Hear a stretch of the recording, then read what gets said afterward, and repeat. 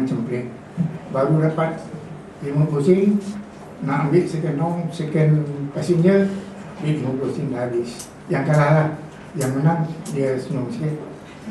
Jadi yang menang tu dia boleh tolong saya beli dagangan saya. Itu yang saya tahu. Tapi hari saya ditangkap pergi ke sekolah tu, saya balik lambat sampai 10 kan. Sebab saya jalan kaki dari Ellis Road, kedua Tanglin Road, masuk Orchard Road, jalan Scott Road. Jalan Scott Road ikut jalan raya dalam dusun Buah Manggis, daripada Siketang sampai ke Kalamansi Avenue, baru sampai ke Newton. Balik rumah belum tanya ke mana kau pergi, sebab dah sampai dulu, ikut mak diri. Itu ceritanya macam mana saya mula-mula masuk sekolah. Dan dalam sekolah, oleh kerana barangkali di antara kawan-kawan tu saya umur dah lebih sikit lah, dekat 9 tahun. Jadi masuk ke sekolah, walaupun kena tangkap, tapi jadi ketua darjah saja. Jadi ketua darjah, dan sepanjang 4 tahun sekolah, dari darjah itu sampai darjah 4, saya tak pernah, dalam peperiksaan ini tak pernah dapat nombor 2. Dan nombor 1 itu macam dah disiapkan untuk saya. Jadi kepercayaan guru tu barangkali begitu kuat pada saya. Dan pada masa saya darjah 4, saya masuk kelas Inggeris, Mr. R. Mukum. Dia panggil saya pakai Arrow, A-R-I-F-F pun tak macam mana dia berikan Arrow. Saya diam. Bila saya diam, dia datang dekat pam satu. Cikgu dulu lah, bukan cikgu sekarang, cikgu zaman dulu. Saya kata pasal panggil, dia kata tak nak, saya kata tak ada panggil saya. Nama saya Arif tu, dia panggil Arrow. Tapi dalam belajar tu, masa itu murid yang belajar bahasa Inggeris di sekolah-sekolah, siapa yang baik, ada tempat akan disambung ke sekolah yang dinamakan Special Malay Class. Kelas saya sudah direservekan di Rangoon Road Primary School, Special Malay Class. Tapi apabila saya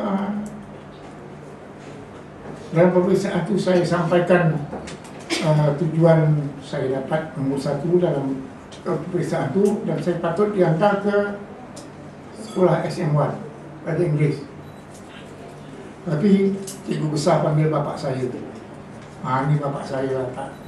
Dia kata, tu salah, tak separuh dalam. Dia tak mampu nak belanjakan saya pergi sekolah. Masa itu bapak saya jadi tukang tintin. Tak ada kedai, door to door bubble. Dia kan jalan basikal, taruh beg belakang basikal, pakai gunting dia tak mampu nak bayar sekarang. Dengan cikgu besarnya, kebetulan cikgu besar tu pula dulu bekas teman sekolah bapak saya, satu kelas. Cuma dia jadi cikgu, bapak saya jadi driver motorboat auction, bawa motorboat naik. Lepas tu buka satu kerja, semua selalu beranak-anak. Sampailah cerita saya tadi, dia kata tak usah hantar dia di sambungan sekolah Melayu. Nanti kalau dari sekolah, masa itu sekolah Melayu darjah 5, bawah paling tinggi tu darjah 5 ke sini kelas. Masuk darjah 5, nanti tengoklah rezeki ada di mana-mana. Ini cerita orang tu dulu, rezeki ada di mana-mana. Tapi tak sampai-sampai kita nak ambil, kita nak sampai tak cukup modal. Ada tu ada, ya.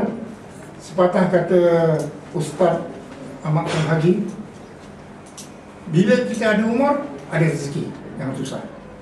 Cuma macam mana kita nak tangkap, nak raih rezeki itu pulang pada cara kita menangkap, sama ada modal kita ataupun ada kemampuan kita.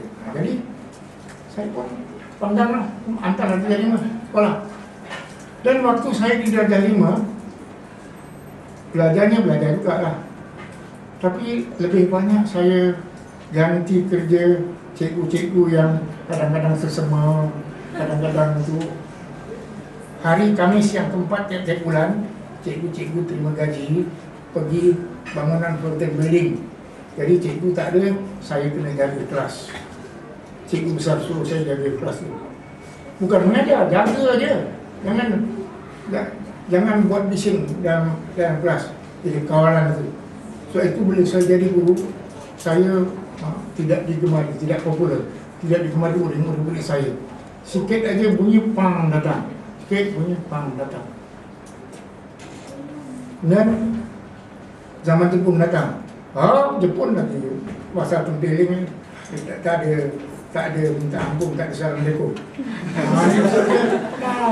Cakap salah dia, jadi saya ingat apa yang saya buat betul. Tapi apabila saya jadi guru, mula-mula jadi guru saya pun tak tahu. Datang kawan saya, Allahyarham Ahmad bin Raban, anak dia ada dari sekolah Muhammad bin Ahmad. Atau saya jumpa ketidaknya, itu anak yang kedua pada Ahmad Raban. Ahmad Raban meninggal tingkah. Dia datang jumpa saya. Besok di sekolah, di Mojik Besar. Tak tahu apa-apa. Sampai sekolah, cikgu besar bagi saya duit 3 sen. Naik ni tram memusaku dari Newton terus sampai Finlayson Green 1 sen. Jadi naik atas senang ramai-ramai naik atas. Dan naik atas, periksa macam mana dah terpilih. Masuk pilih ada dalam 33 orang nak pergi periksa doktor. Dia tunjuk saya, kau jadi ketua, bawa ini 30 orang pergi General Hospital. Saya pun tak tahu mana hospital dari Bolton Building. Nasib baik ada Masuri Sariko, Masuri SN. Dia kata, aku tahu General Hospital ada jam besar. Ada jam besar. Kemudian naik tram, berhenti ke Autumn Road, tak tahu, tak nampak hospital. Penghabisan ada seorang yang nampak itu jam besar. Jam besar, tutup hospital. Pergi sana, bawa surat, pergi doktor. Lepas tu buka sekolah, dia hantar saya jadi guru di sekolah Tanjung Tinggi. Itulah mula-mula situ. Jadi saya jadi cikgu bukanlah dengan rancangan saya, bukan apa. Ini saya jawab soalan nombor 1 ni. Apakah yang mendorong saya untuk di bidang guru? Ada. Saya tak ada. Saya mana nak jadi apa tau?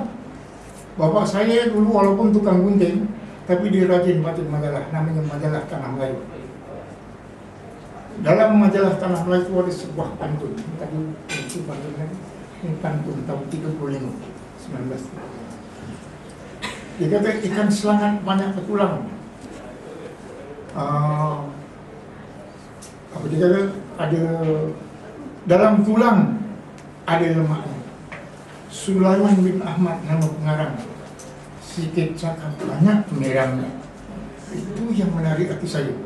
Kalau orang nak tahu apa yang menarik hati saya nak memulakan pekerjaan nak jadi, rupanya pengarang ni pemirang-pemirangnya banyak pemirang. Sulaiman bin Ahmad namanya. Wallahualam mana satu Sulaiman saya tahu.